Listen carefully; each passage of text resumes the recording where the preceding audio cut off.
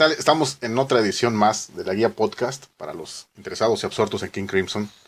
Estamos ya en el quinto programa, estamos prácticamente como que a la mitad de la serie y seguimos los que hemos estado aquí en los últimos programas. Yo, Pablito, aquí con una noche jalapeña de lluvia, de esas que ya casi no hay. Entonces, no sé cómo anden por allá nuestros amigos de Puebla. Por ahí está también acompañándonos Manuel. ¿Qué tal? Pues aquí muy caluroso. Bueno, no, amaneció un nubladillo y luego ya se fue tornando nublado, pero no, bien fresco. Como que al final de la tarde hizo sol. Ah, no, esto no es el pronóstico del tiempo. Reporte del clima. Bueno, ya. Así reporta el clima, exacto. Y No, también, bien.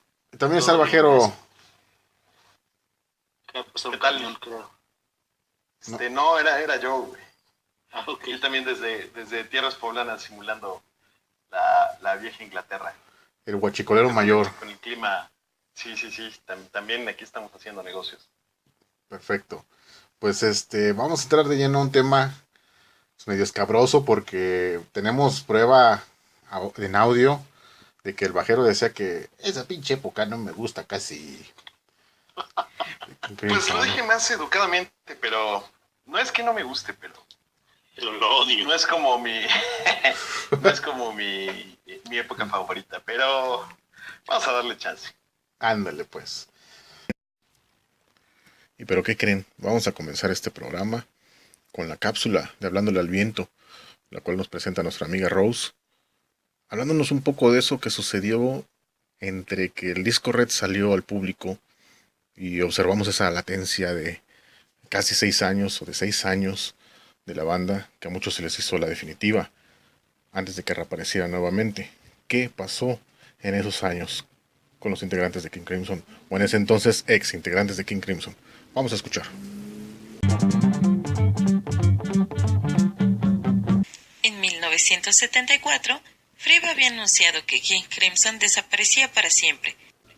Palabras que en su momento resonaron contundentes, pero que permitían paso a la creación de nuevos proyectos de cada uno de los integrantes de la última formación de la banda.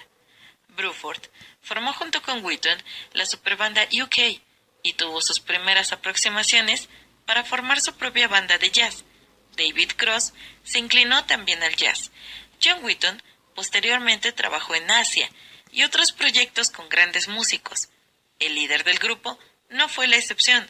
Sus trabajos con un recién emancipado Peter Gabriel o David Bowie tienen un reconocimiento trascendental y que fueron el inicio de un gran número de colaboraciones con varios grandes del circuito del rock.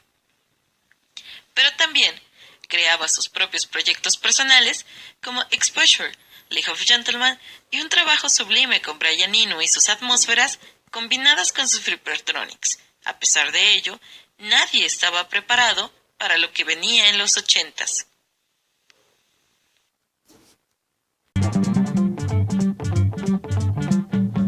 Entonces, bueno, esto es algo que viene siendo una sorpresa para la gente de la época, del inicio de los 80, 1980-81. Pero vamos a ver que aquí don Manuel nos dé el mejor antecedente al respecto de esta época.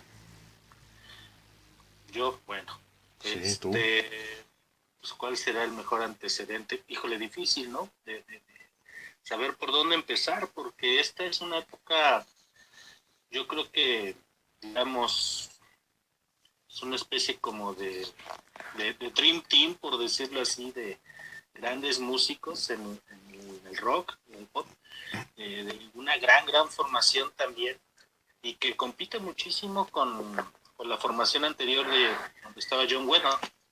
Yo creo que esta formación también genera una serie de cambios estructurales, musicales, que vienen a apoyar la idea de que Crimson también es un grupo que se viene ajustando a sus contemporaneidades. Al contexto musical. Exacto, bueno, pues estamos hablando de que hay un desarrollo muy grande en la música glam, en la música pop, y bueno, Crimson también empieza a tener como unos aportes. Esto se cambia la idea de este heavy metal del rock crimsoniano, el hard rock que hizo con Red o en Starless, o todo este tipo de música muy elaborada, algo que aparentemente podría ser muy sencillo y que ellos complejizan muchísimo en el sonido pop, aunque no hacen pop propiamente, pero entran a una idea minimalista y digamos obsesiva de la repetición de algunos elementos. Y bueno, como en algún momento en la página de Facebook ya estábamos adelantando, la incorporación de una guitarra, que es un guitarrista extremadamente interesante a mi gusto, y también una propuesta tecnológica innovadora en la instrumentación con Adrián Belú en la guitarra y con Tony Levin. Y por otro lado, Bruford, pues todavía entrándole más a la experimentación con los sonidos de las percusiones electrónicas muy propias de la década de los 80. Digamos, esto es un panorama muy general que nos puede permitir saber de dónde viene una influencia muy general. Por supuesto, la llegada de Tony Levin pues también es de una gran escuela y de un músico que yo me atrevería a decir sin igual. Yo creo que esto es la gran característica de este Crimson. Son músicos que no tienen gran comparación, pero que a pesar de eso están haciendo una propuesta que para algunos, como el señor Don Bajero, pudiera ser más interesante, hubiera podido ser más interesante, la verdad no sé, pero a mí me parece que es un Crimson que lo accesible lo hace, digamos, imposible. O mejor dicho, lo fácil lo vuelven muy complejo y aún así sigue sonando familiar. ¿Qué dices, mi estimado Bajero? Pues el punto clave aquí es lo que mencionas, ¿no? Que ya la incorporación de Tony Levin y de Adrian Belew como músicos que andan rolando de aquí para allá, ¿no? Estamos hablando de AdSense como ya se irán mencionando en los programas alternos, ¿no? La experiencia con Zappa, la experiencia de repente de Levin con Peter Gabriel, pues bueno, ya vienen como más curtidos, ¿no? Y creo que la época, este es como el detalle por lo que a mí no me termina de encantar esta etapa, que la influencia de la época es más pesada en Crimson que en las épocas anteriores, ¿no? A mi parecer, en las anteriores encarnaciones de Crimson escapan todavía de la época, ¿no? Hablábamos de esas rolas en donde ni siquiera podrías decir de qué año correspondían, ¿no? Yo recuerdo mucho la primera rola del primer disco, ¿no? Donde no puedes atinarle que viene en los 60, ¿no? Pero aquí el sonido es completamente ochentero, ¿no? Esta incursión que mencionas de los sonidos de la batería electrónica, de repente el sonido también de las guitarras muy ochentera, le da mucha pertenencia a la época, ¿no? Y pues bueno, creo que también la postura de Fripp es diferente que en las encarnaciones anteriores, ¿no? Aquí vemos que, bueno, a mi parecer se deja influenciar mucho por estos músicos que traen esta onda del sonido de finales de los 70s, ¿no? Ya para formar este nuevo sonido de Crimson, que a mí se me hace muy diferente de lo que se viene haciendo. Creo que Fripp se ablandó también, ya lo dijiste, ¿no? Que dejarse influenciar, sí es cierto, se fue ablandando con el paso de los años en el aspecto de las colaboraciones. Ya se habrá mencionado y se seguirá mencionando sus duetos con Brian Eno, colaboraciones con músicos como David Bowie, que finalmente representan ese toque de humildad al solitario guitarrista de los Frippertronics. Creo que eso es también parte fundamental. Llama mucho la atención que Fripp pues tuviera un guitarra, ¿no? De apoyo. Bellew era un conocido guitarrista de apoyo, le dicen Stone Guitarist, ¿no? En Talking Heads, ¿no? Con Zappa, como ya dijiste, era alguien que aportaba más que llevar el liderazgo. Y en Crimson lo hace. Y Belú también se acaba volviendo como ese contacto con el público, que digo, yo ahí sí desconozco totalmente cómo era Crimson antes, ¿no? O sea, solamente tenemos un poco de evidencia de estas presentaciones en algún programa o estos audios en concierto. Aquí Belú lo que logra es hablar y saludar y, ay, ¿qué fue eso? Sí, Hablar y conectarse un poco más con la gente, sonreír, digamos. No sé si es necesario en una banda de este tipo, pero me parece que también esta idea del pop, a pesar de todo, también a futuro genera nuevas propuestas de lo que va a exacto. ser el Crimson, de lo que es el Crimson ochentero. Y sí, bueno, insisto, eh, también habría que pensar si el Crimson, los Crimson, las diferentes formaciones de Crimson del 69 hasta los 70 no tuvieron también esa influencia de sus músicos, de sus integrantes. Digo, la más clara para mí es Bill Bruford tocando con una batería electrónica ensamblada, más bien con pads en la parte de atrás de su batería, Uh-huh.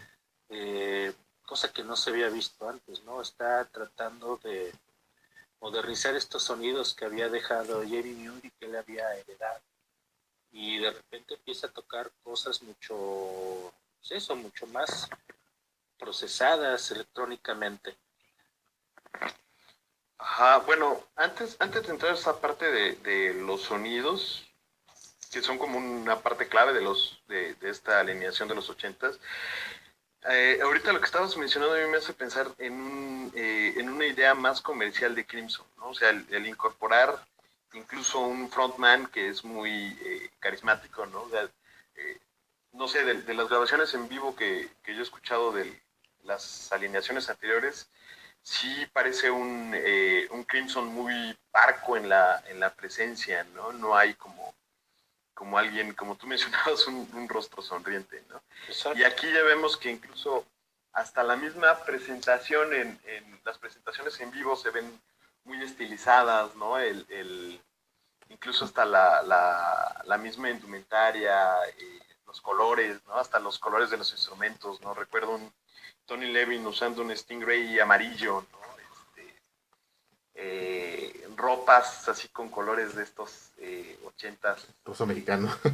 muy estridente. Ándale, sí, ¿no? Un rosa mexicano por ahí. Un Adrian Bellew vestido como, no sé, Como bufón, con esos pantalones aguados de dos colores ándale, sí, ¿no? y una Y playera amarilla. con un listón amarrado, ¿no? En la Sí, cintura, no sé, como que me parece que es una, bien barrio bajero. incluso hasta como una estrategia, ¿no? De mercado. No sé si venga de la influencia del mismo Adrian Bellew, pero sí me parece que hay una postura en donde ya se quiere ofrecer algo, ¿no? Más comercial, y aunque lo que mencionaba Manuel hace rato, ¿no? Aunque lo convencional del sonido ochentero lo vuelven algo propio de Crimson, ¿no? En esta forma no tan tradicional o no tan convencional de hacer las cosas, el sonido sigue siendo ochentero, ¿no? O sea, es influenciado por el pop de los 80. Sí, de esta música que venía, pues, propiamente de lo que conocemos como pop, pero que venía del New Age, ¿no? Uh-huh. A Fripp le sentaba muy bien ese tipo de atmósferas. A Belut, yo creo que el lenguaje que ellos pudieron crear juntos fue algo pues, innovador dentro de la estructura del pop, que no por eso sería algo deleznable, pero que sí generaban un lenguaje propio, sus líneas entrecruzadas, el trabajo de los riffs, de las melodías. Creo que hay un mensaje muy claro de lo que es Crimson, que recordarán, no se llamaba King Crimson, se iba a llamar Discipline la banda, ¿verdad? Sí, y justamente creo que una pregunta que podíamos dejar así como abierta es, esa formación debió haberse llamado Discipline. Digo, también es como una pregunta muy viciada. O debió haberse llamado King Crimson, como se llamó, justamente por lo que había sucedido anteriormente. Pero bueno, eso me hace pensar Sí. bajo lo que comentaría este músico que era un apoyo y que tenía mucha presencia en bandas como Talking Heads, como Bowie, como Zappa, que también, digo, tocar con Zappa con estos músicos es ser un músico de muy alto nivel, eh, con una experiencia muy, digamos, inicial, había formado una banda donde él era el líder, ¿no? Los Osos. Ajá, de Pero, Conchos. pero de ahí en fuera, su experiencia al dar la cara no era cantó gritó el hombre lobo, ¿Qué pues, pedo fue eso, güey? Acá los vecinos, güey, ah, se andan correteando en las escaleras. bueno, o sea, Belú toma un rol de líder, no de líder, pero de una presencia enorme. Y si a esto le aunamos esta posible influencia que que le estamos atribuyendo, pues entonces estamos hablando, sí, de todo un proceso de innovador.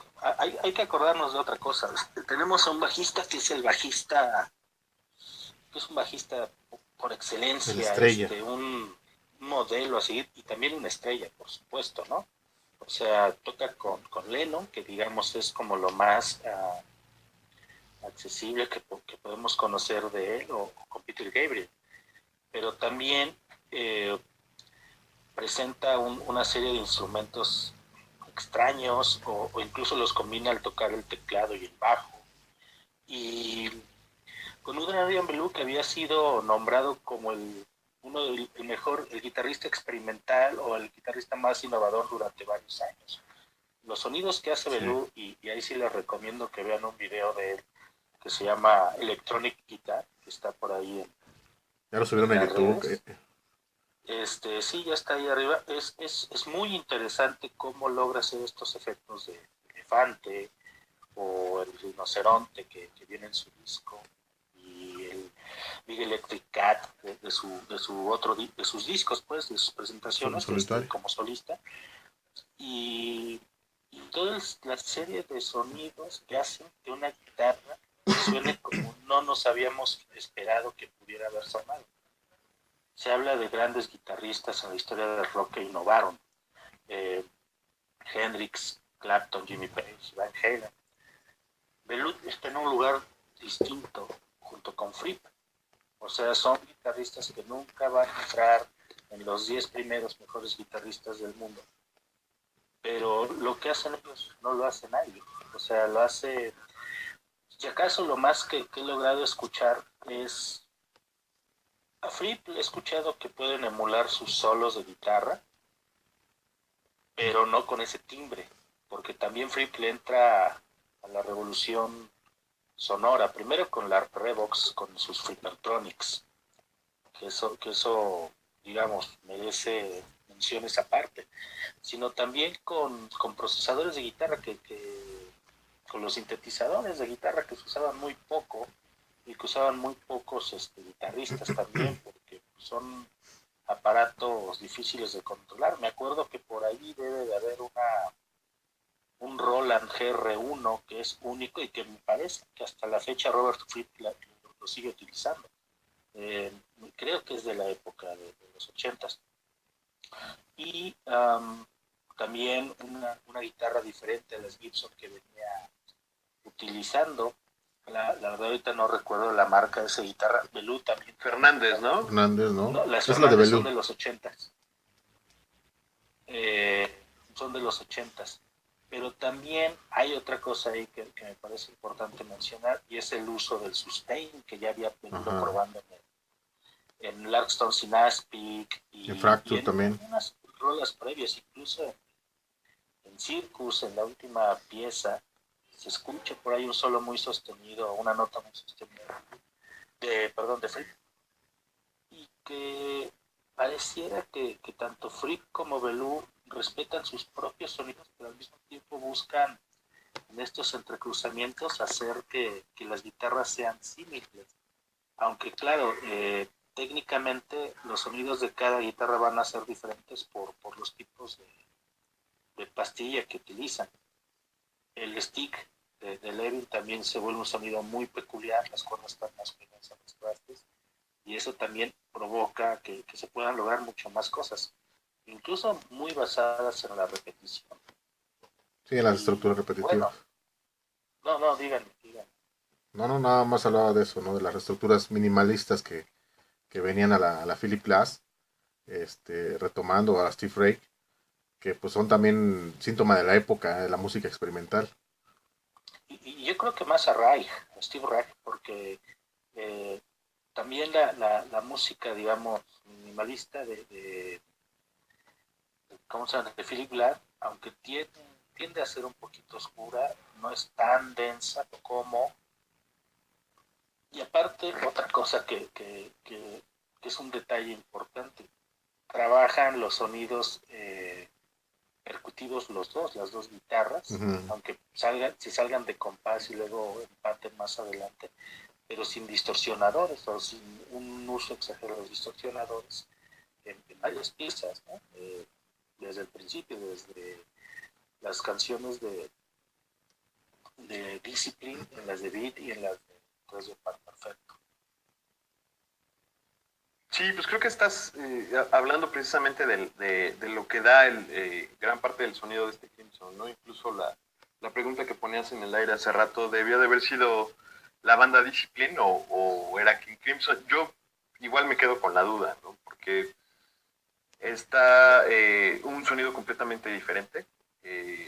Hay una participación en la guitarra, aunque, bueno, se pensaría como un, entre comillas, segundo guitarrista. Creo que más bien están a la par, yo así los veo, ¿no? El juego que hacen con las guitarras, ¿no? De repente, este trabajo que ya había hecho Fripp en discos anteriores, ahora lo hace, como dices, ya sin estos efectos tan saturados de fuzz o de distorsión.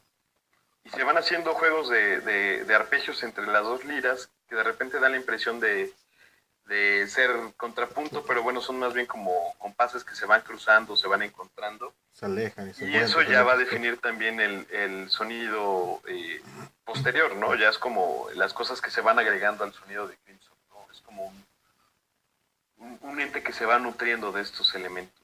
Quizás Y mejor todavía más ejemplo. complicado, perdón, o sea, eso añade que Tony Levin también contribuye en eso. No sé, por ejemplo, creo que Ajá. Indiscipline, en el trabajo de Tony Levin, merece una mención muy especial. O sea, es dificilísimo tocar Tony Levin.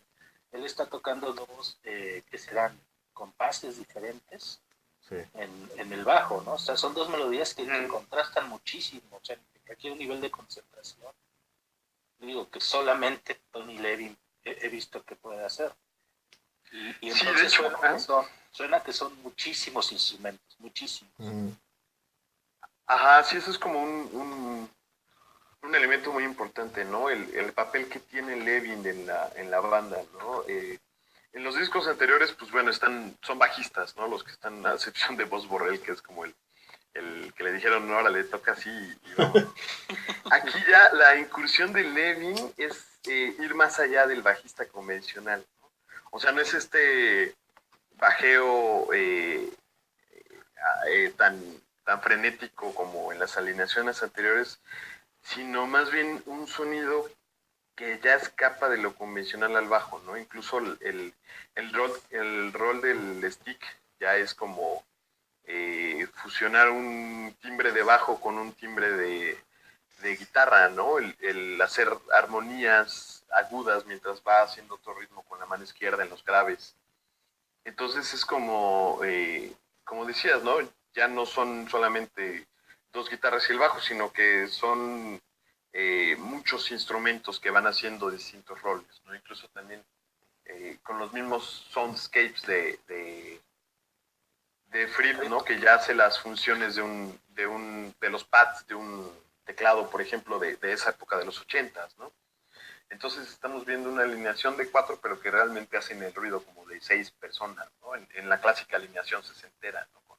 Con estos teclados muy saturados de efectos y todo eso, ¿no? Ellos lo suplen con sus instrumentos. Eso es un mérito impresionante.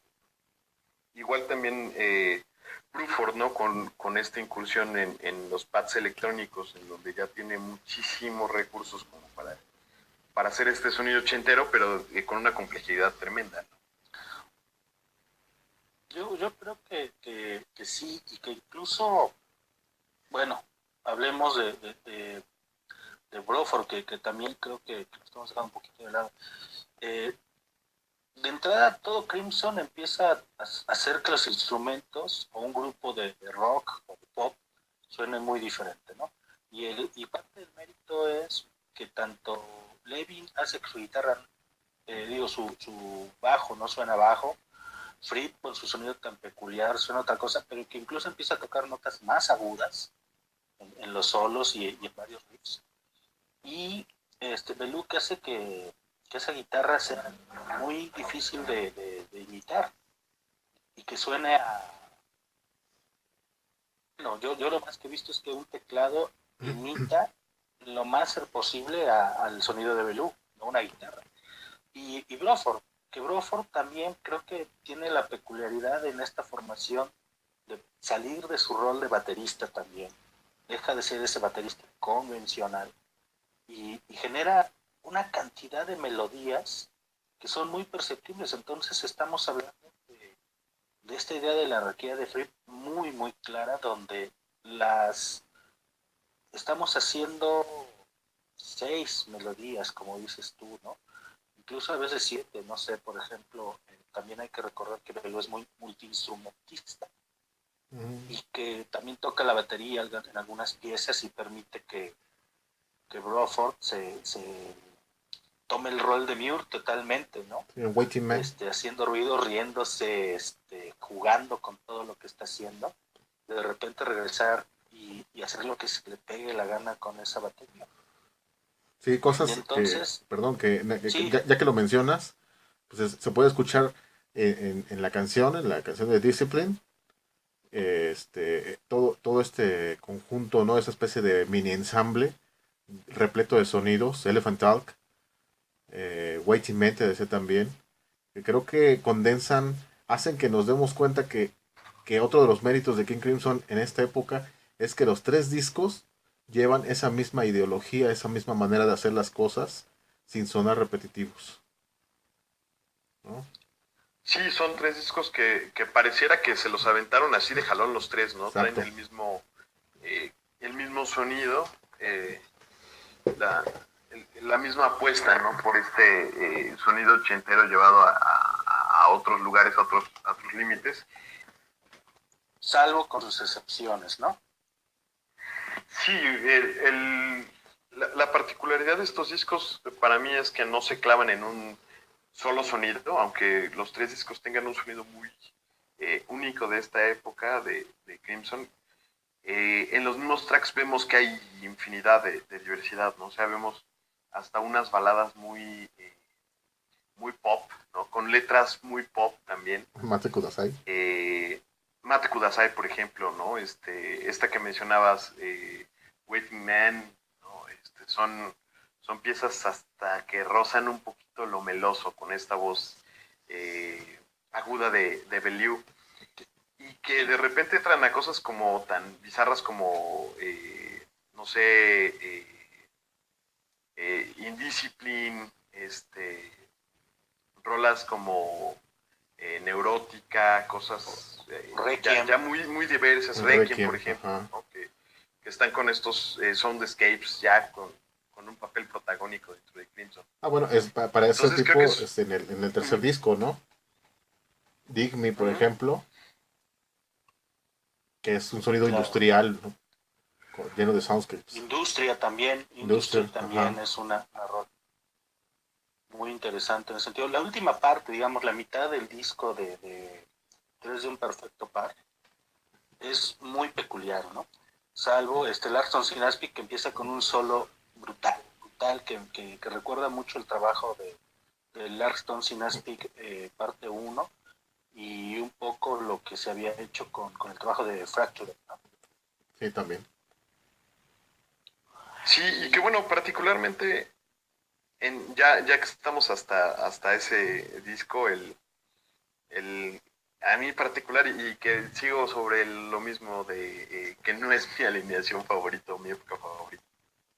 Esta para mí es la parte del Arcs que no me termina de cuajar, como que está muy ochentera. ¿Será la más debilona de todas? No sé si debilona, pero la más fresa, pues. Sí cabe el término aquí. Pues más bien, yo me atrevería a decir que la fresa, digamos, en ese sentido es Sleepless, que hasta un video tiene. Hicieron su video donde sale Belú cantando y de repente el rostro Esa es Sleepless, ¿no? Sleepless, ajá. Pues que esa dije.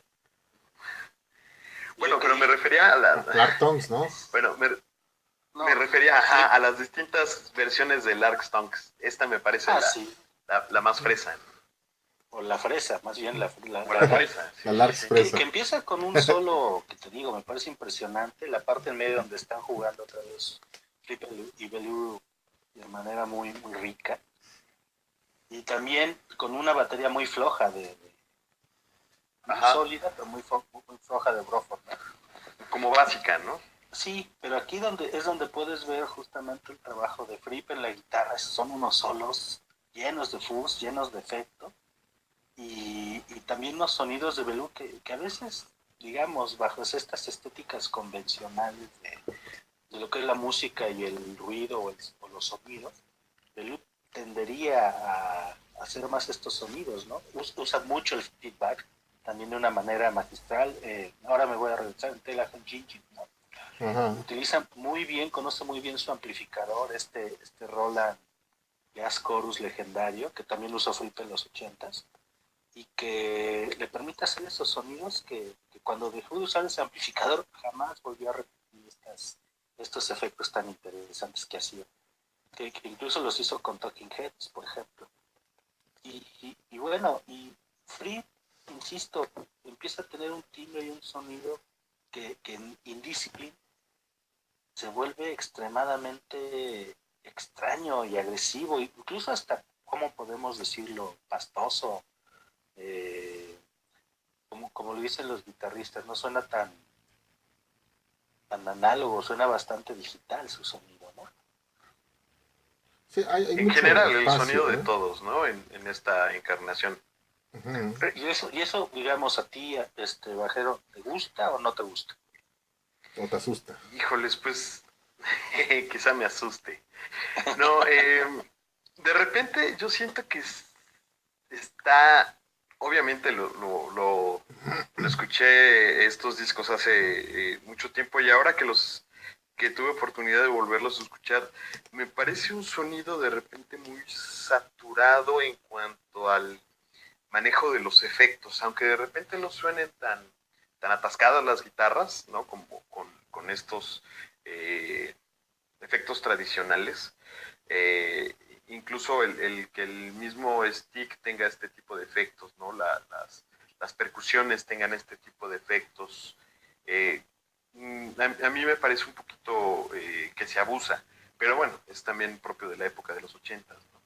Y también de la idea de King Crimson de esa época, porque si lo vemos en retrospectiva es el Crimson más sólido, el más que durante casi 4 años tuvo más continuidad, la formación más sólida de la historia de King Crimson, de hecho. Yo incluso me atrevo a decir que trascendió más de 4 años, porque en los 90 permaneció y se añadieron más integrantes, ¿no? Bueno, tienes razón. Sí. Y que incluso, digamos, los roles, ya digamos, los Crimson anteriores tenían a David Gross tocando el electrón, tocando el violín, la flauta por ahí, pero aquí tenemos un Tony Levin que hace muchas cosas, ¿no?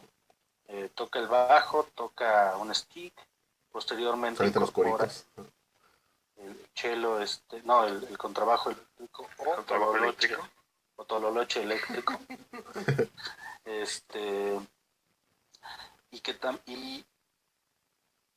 Y el teclado.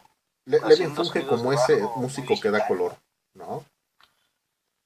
Yo creo que todos. O sea, los solos de Belú, insisto, son irrepetibles. Solamente los toca él. y eso se debe a que también su guitarra está extremadamente modificada, y también, digamos, con el tiempo empiezan, digamos, a influirse mutuamente entre Fripp y Bellew. En gran parte Bellew empieza también a utilizar guitarras con mayor sustain y con pastillas especiales, y también Fripp empieza a emular un poquito estos sonidos de las guitarras con bending que hace Bellew, que ya las había trabajado un poco, pero que aquí, bueno, se vuelve interesante. De Howler, yo creo que es una muestra de esos bendings tan extraños que se oyen. Es una rola muy, muy extraña en ese sentido con los sonidos con los que están jugando o trabajando. Sí, pero Keyes es de los 90.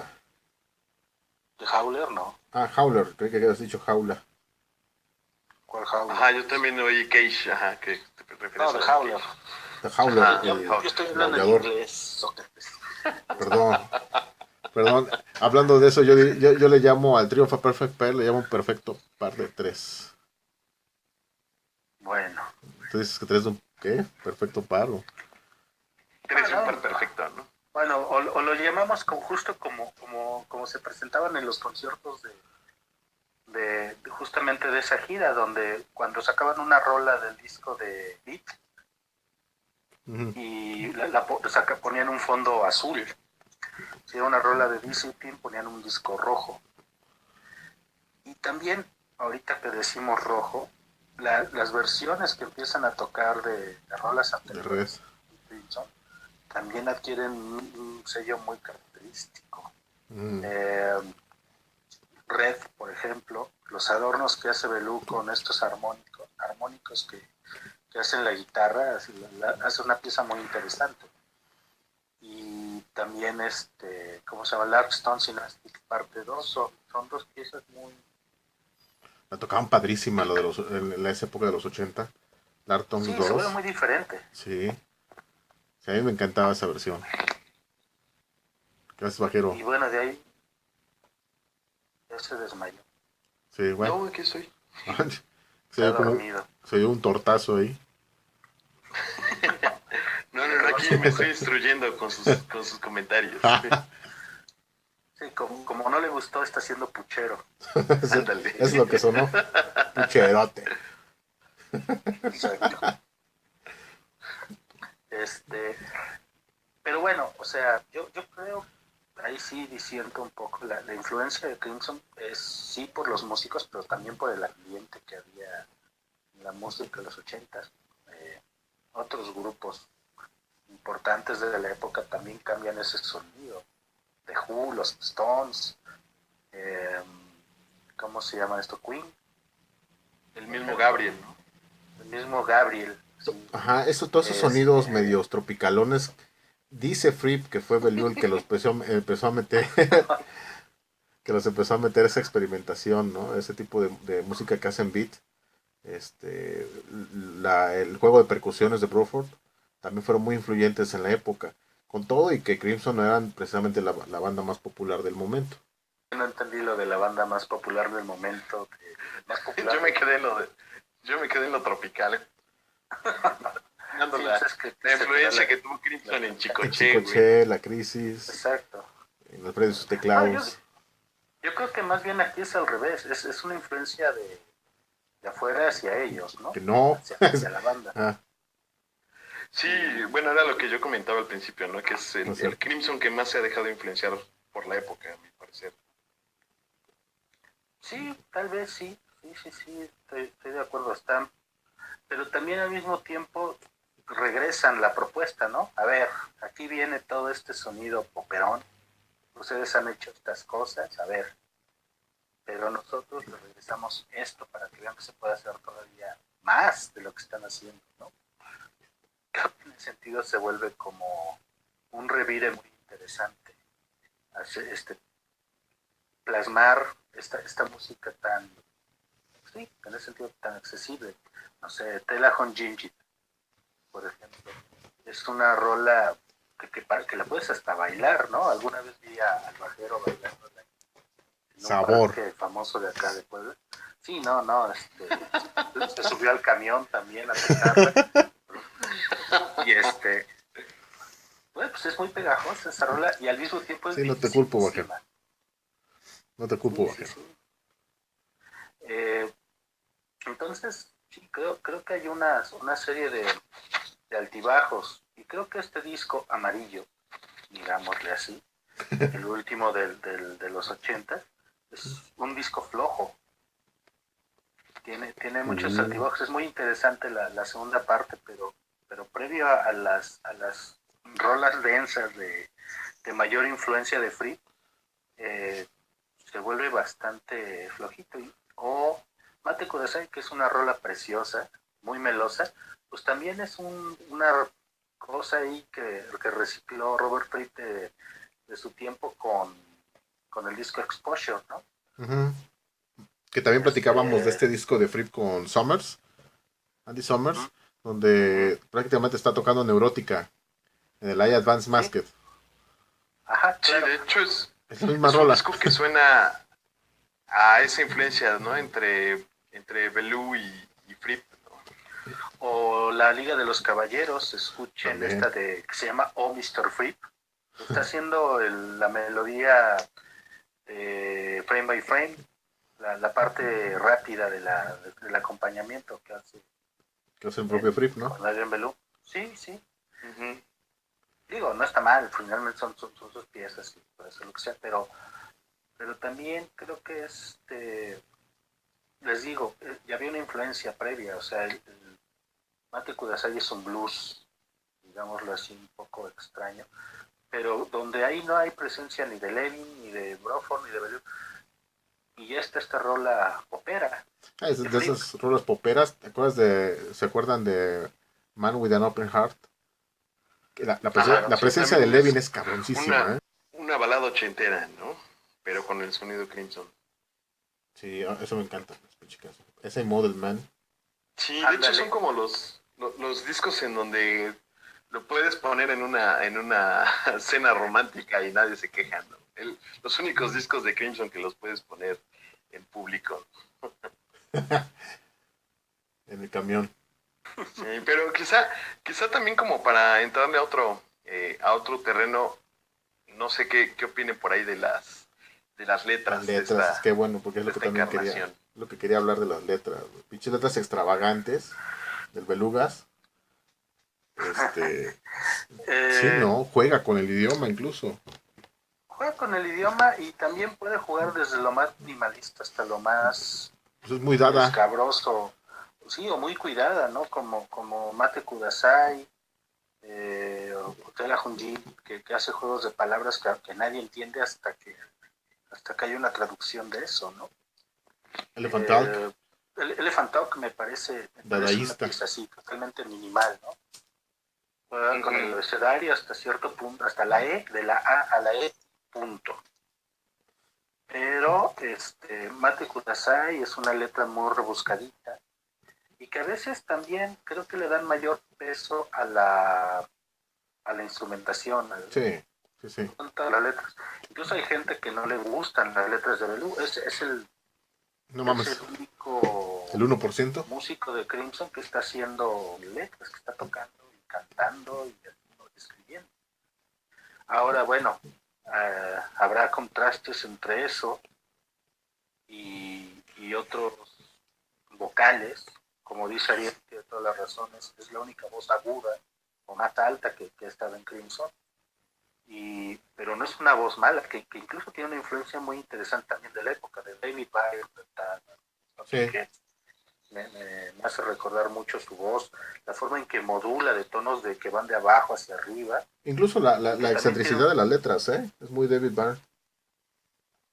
Ujú. mira, Sí, cierto, cierto. sí, de hecho a mí me parece que una época en donde las letras ya salen de esta influencia del progresivo, ¿no? Ya no son letras de historias épicas o de elementos Los profundos, ¿no? rebuscados en ese sentido, sino más, no sé, como más frías en el sentido de lo intelectual. No sé, me parece como un letrista más racional.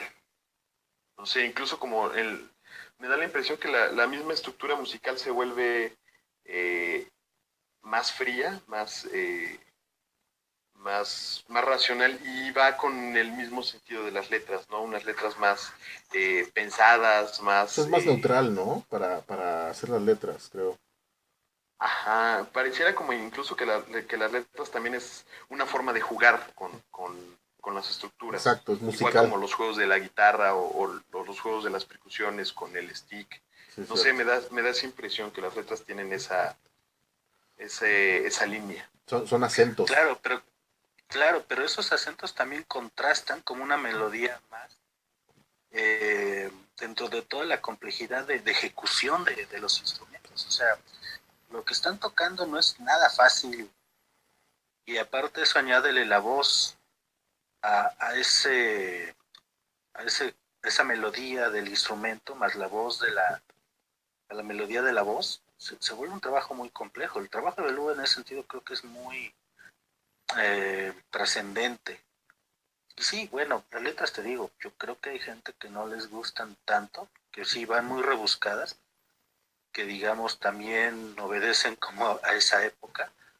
Eh, son, digámoslo así, letras color neón, pero, Ándale. Muy pero que bien. también se vuelven muy trascendentes. O sea, Belú ya dejó una marca que incluso es, digamos, a estos años, era difícil de concebir un Crimson sin Adrian Belú.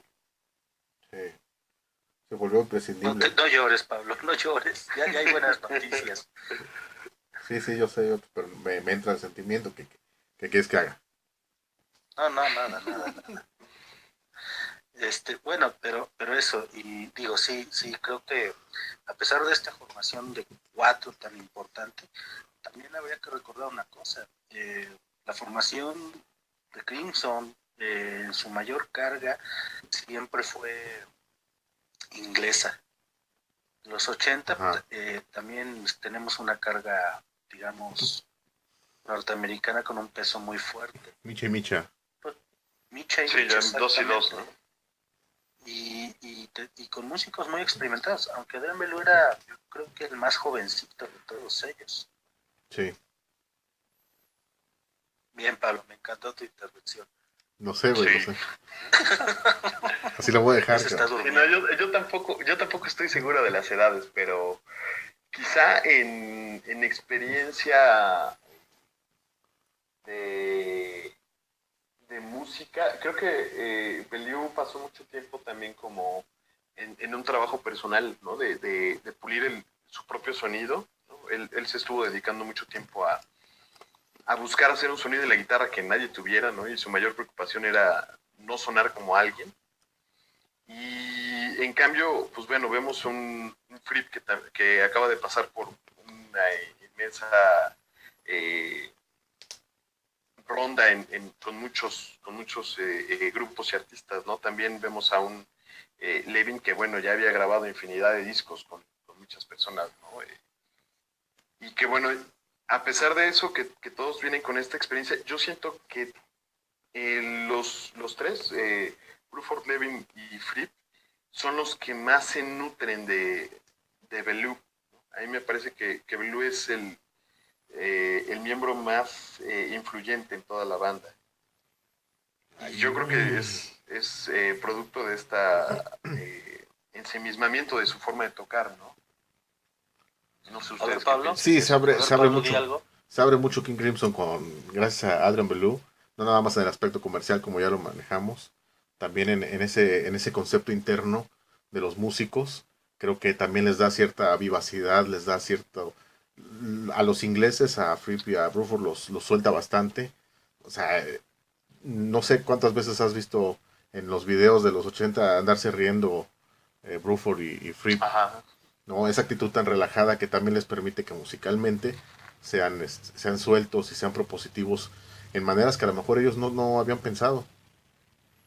Sí, ¿Sí te gustó? ¿Sí te gustó, incluso güey, mi intervención? Dímelo. no, sí, Ah, bueno, bueno. sí, no. A ver, déjame te contesto. Sí. Puta madre.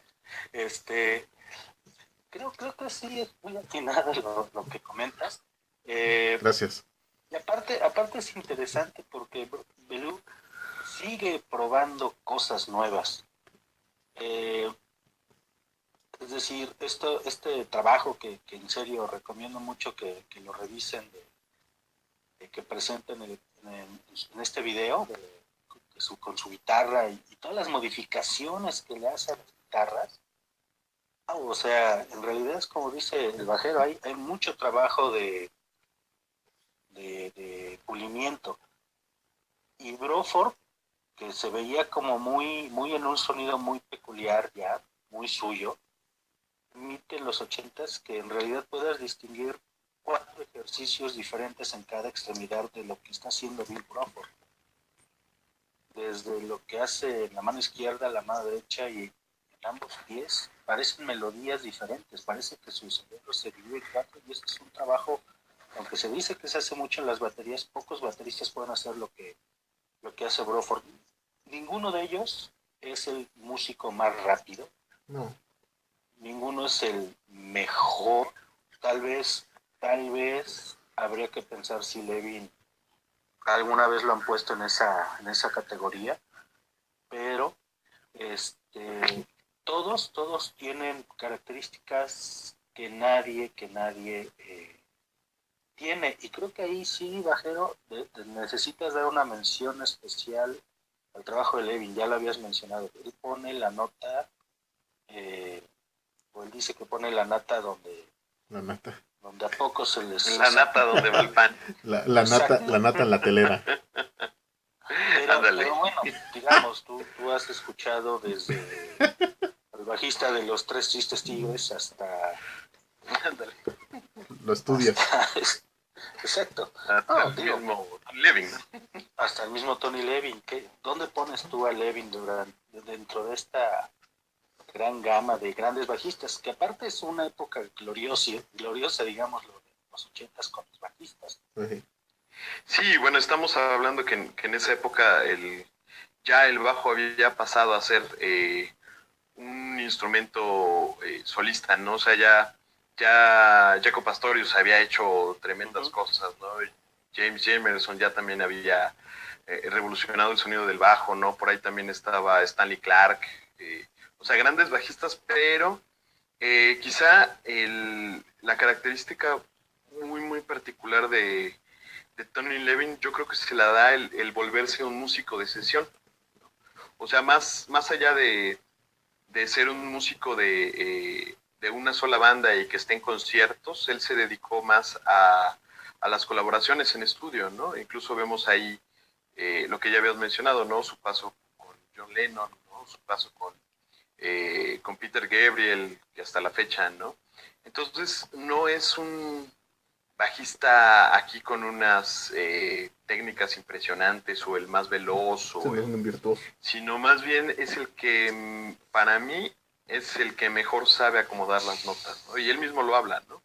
Sí. En este sentido de... Te estás desinflando, Manuel. De que él sabe dónde acomodarlas.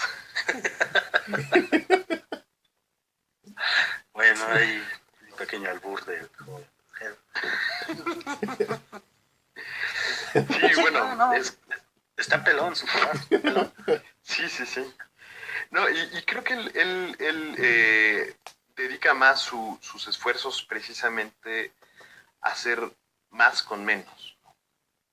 Es para mí el bajista minimalista por experiencia. No necesita hacer grandes cosas para que sepas que es él. Y que, bueno, yo creo que también mucho de su reconocimiento está ahí, ¿no? El que todo mundo lo quería para que grabara con él, ¿no? Exacto. Entonces, el ser un bajista tan codiciado para sesiones, yo creo que lo volvió precisamente este bajista fino y atinado, ¿no? A diferencia de bajistas de esa época en donde querían darle al slap a todo lo que da o tocar lo más rápido posible o hacer las melodías más, armonías más complejas. Creo que él, aunque no se limita como músico, limita muy bien la función del bajo. Me gustaría preguntarles a los dos sobre su opinión acerca de los conciertos en vivo de esta época, porque hay cosas bien, bien suaves. El concierto en Berkeley me parece muy, muy cotorro. Por ahí tienen otro concierto en vivo donde parece ser que el sampler de Tela Honjinjit lo activan antes y Belú tiene que estar cantando el sampler del final de la rola, tiene que estar hablando. Una cosa así extraña. Pero bueno, ¿qué opinan ustedes de esa época? Pues es que el peinado de Robert Fripp es muy curioso, ¿no? Sí, se parece a Raúl Velasco, yo digo. Salimos de este afro aquí, salvaje de Fripp a un Raúl Velasco en la guitarra. Y muy prendido, ¿no? O sea, no se despega Ándale, ¿no? de la silla. Es que de no, la no, sillita no de nos madera, aloca. una más complicada, más elaborada. Cambió de banquito, ¿no? Cambió de banquito, pues sí, el banquito fue otro miembro más que se salió de la... que tuvo varios integrantes. Claro, para mí también Sí, pues creo que, bueno, si quieres, Pablo, comenzar a responderle a... No, bueno, pues si quieres, o sea, si me das chance. Vas. Bueno, Demos realmente, 5 minutos al niño. sí, por favor, ¿no? Corre tiempo.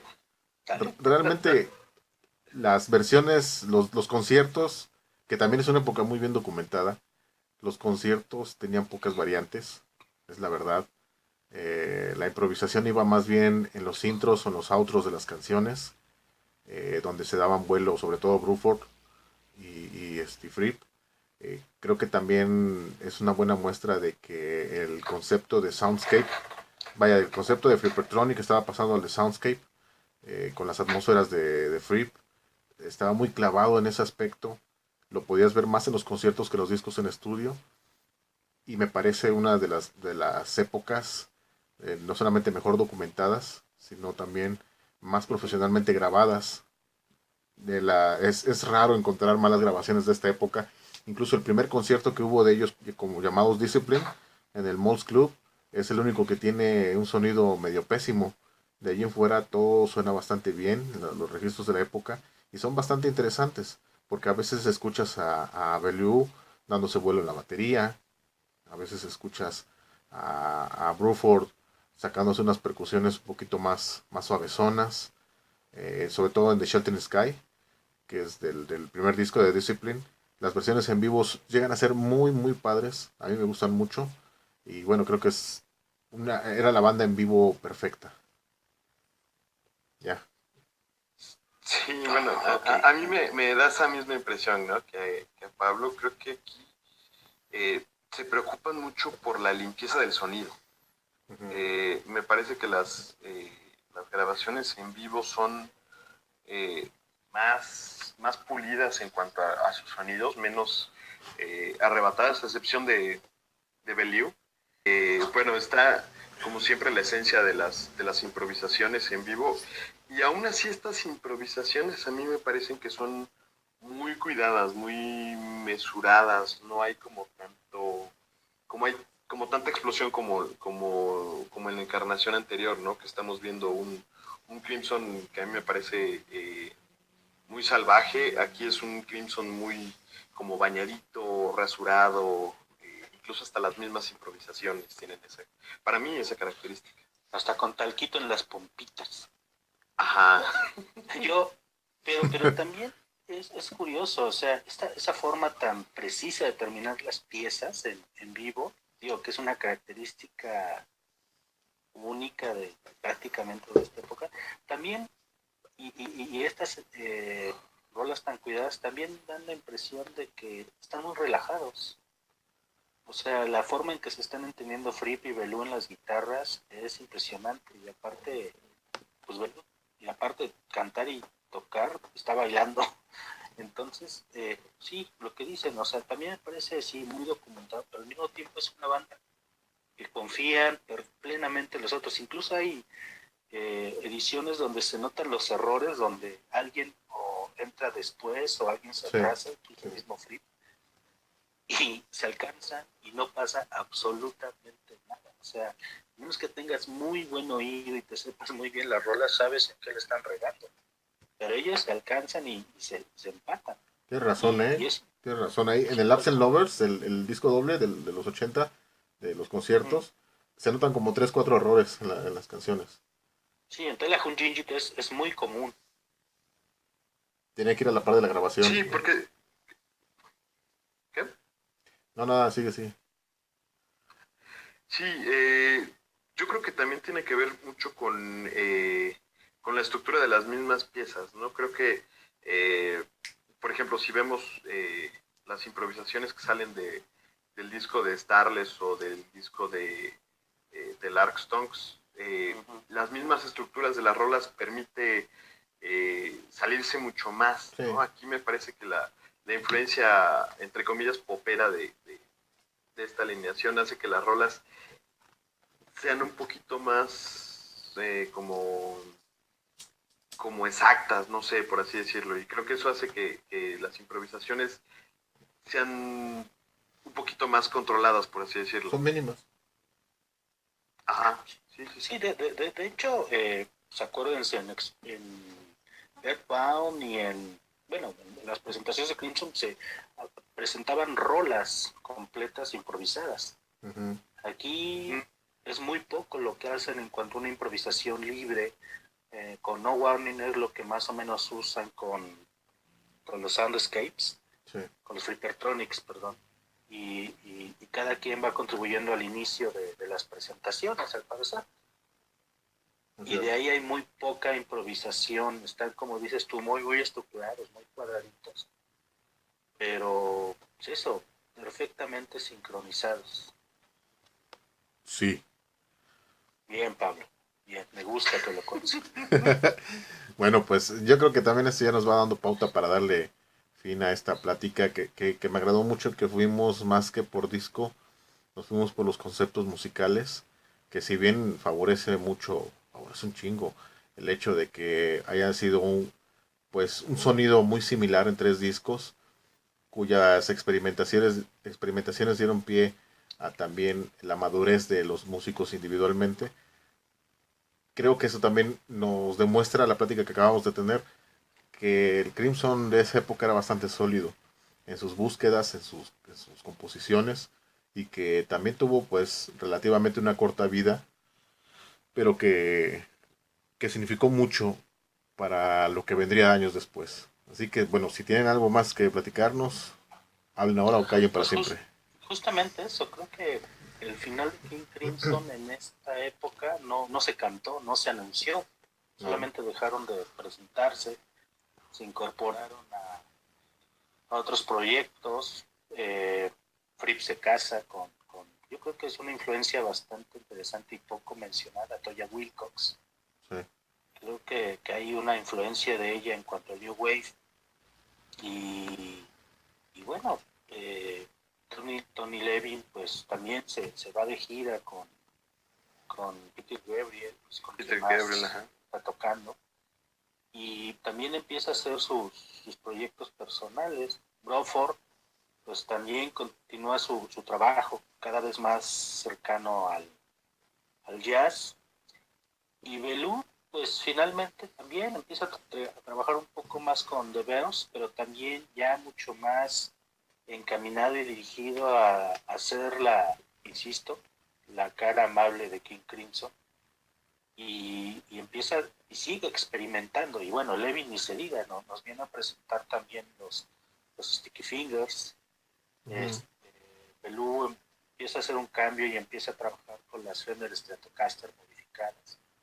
Que me acuerdo que en algún foro también le habían preguntado cuánto costaban esas guitarras y pues finalmente pues nadie sabía porque Nadie sabe.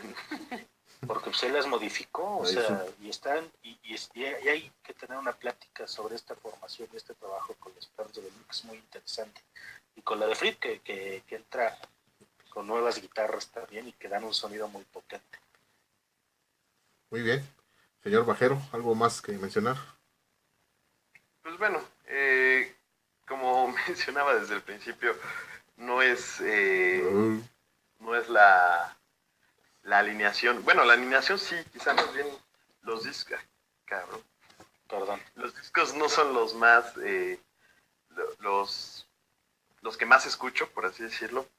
Sin embargo, creo que es una idea bastante interesante que para mí es el embrión que va a dar el Crimson de después, ¿no? Ya con este doble trío. Para mí surge desde acá.